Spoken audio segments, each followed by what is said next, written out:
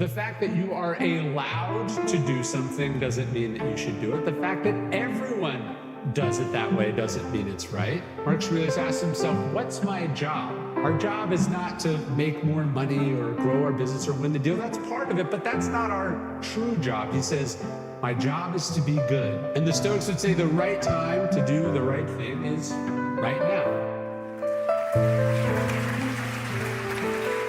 I think it says something about our world today that when people hear the word justice, we think legal, we think illegal, we think the law, right? We think the legal system. C.S. Lewis would reflect on this too. He said that it's much more than what happens when you're represented by an attorney. Justice is fairness and honesty, doing your share, truthfulness, it's keeping promises, it's doing business right, it's doing life ethically.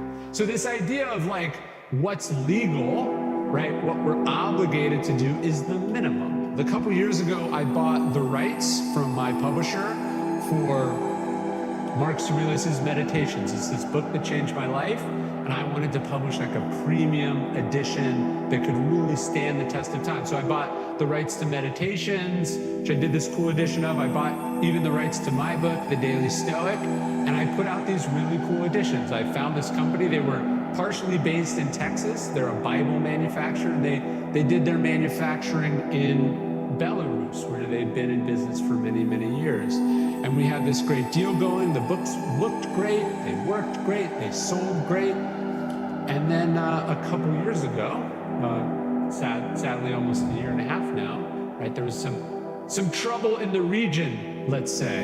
And there's a reason, it turns out, that Belarus, where the books were manufactured, has been complicit in Putin's invasion of Ukraine. It's because Kyiv, and this river here, is how Belarus accesses the Black Sea. Otherwise, it is a totally landlocked nation. So the reason that Lukashenko is collaborating with Putin is because he wants this, right? This territory right here. He wants to carve out a little bit of Ukraine so he can have access to the Black Sea. Now, my handful of books I'm publishing here have very little to do with this geopolitical issue. That's not what I'm saying. What I'm saying is that I had to then make a decision. There are some sanctions on the nation of Belarus, not as many as Russia. I checked with my lawyer, I checked with people I know. There's nothing legally wrong with me continuing to manufacture here, contributing to this economy, right? Running stuff through this active war zone, but it didn't feel right. And so I said, you know what, why don't we find a manufacturer that we're a little more comfortable with? We'd already decided not to work in China. That's why we went to this company in the first place, even though it would have been cheaper there. But let's find someone else. We found someone in England, also a great family business. They do great work.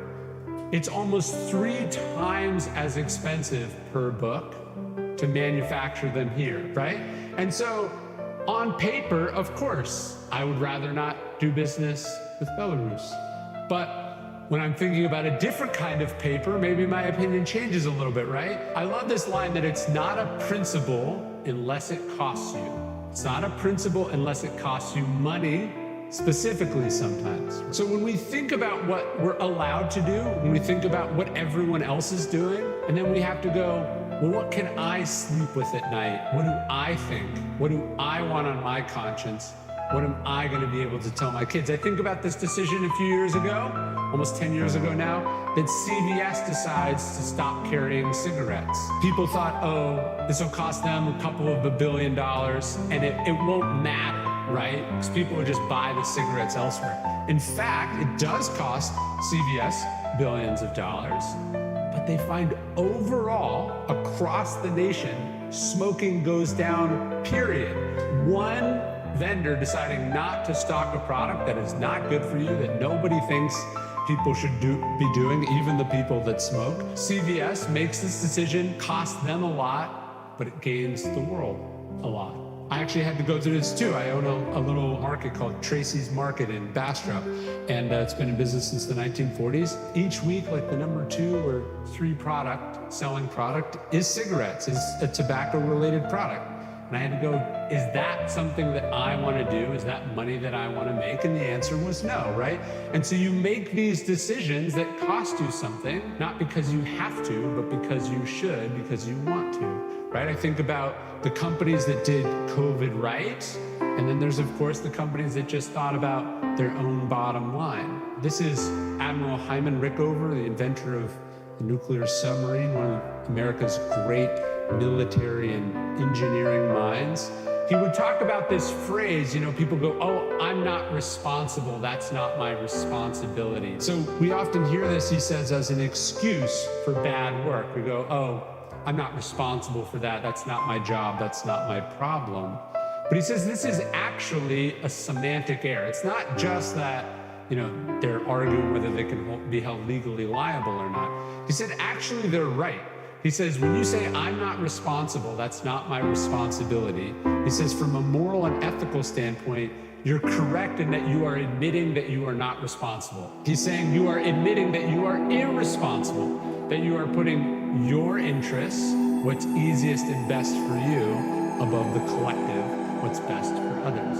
My favorite moment in the history of Stoicism, we talked about this plague that Marcus Aurelius is experiencing. It's a devastating pandemic.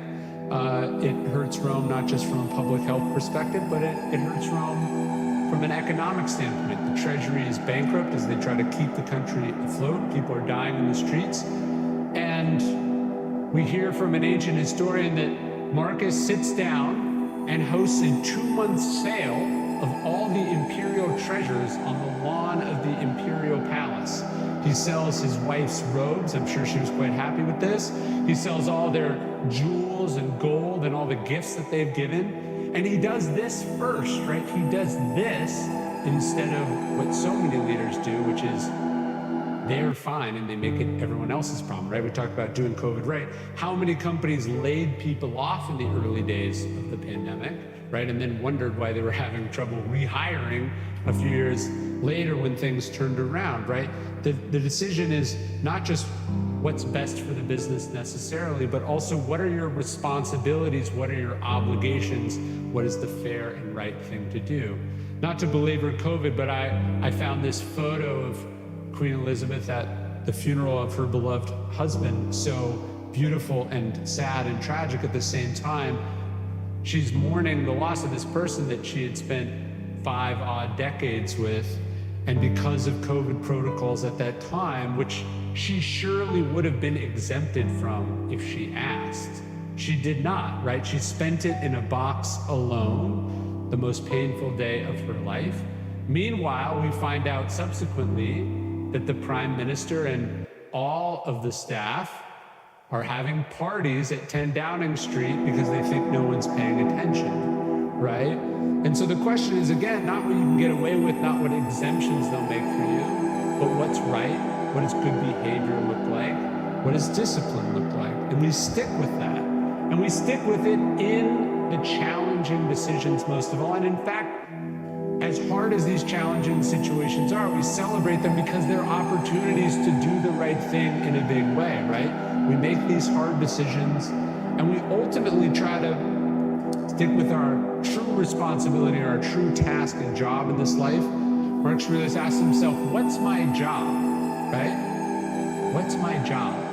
Our job is not to make more money or grow our business or win the deal. That's part of it, but that's not our true job. He says, my job is to be good. He says, the fruit of this life is good character and acts for the common good. It's about the difference we make for others. It's about the standards we hold ourselves to.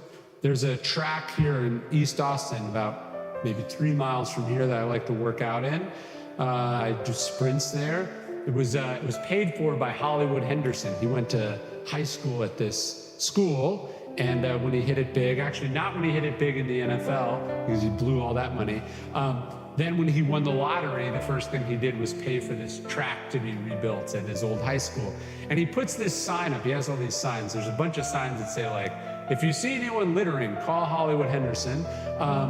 He doesn't say how, it just says this. But the sign that struck me the most is this one. It says, leave this place better then you found it. Which is, to me, what we're talking about when we talk about justice. We're talking about doing that now, not later, not when you're old, not when you retire, not when you've made a certain amount of money, being cutthroat and cruel. Then you can be nice, right? The Andrew Carnegie strategy. But you try to do good now for as many people as you can. Every day, totally free, we send out the daily Stoic email. It's the largest community of Stoics ever assembled in human history. And just one Stoic idea, one ancient lesson to chew on every single day. I'd love to have you join us. If you like our videos, I think you'll like the email. There's also a podcast version of it too. You can sign up at dailystoic.com/email.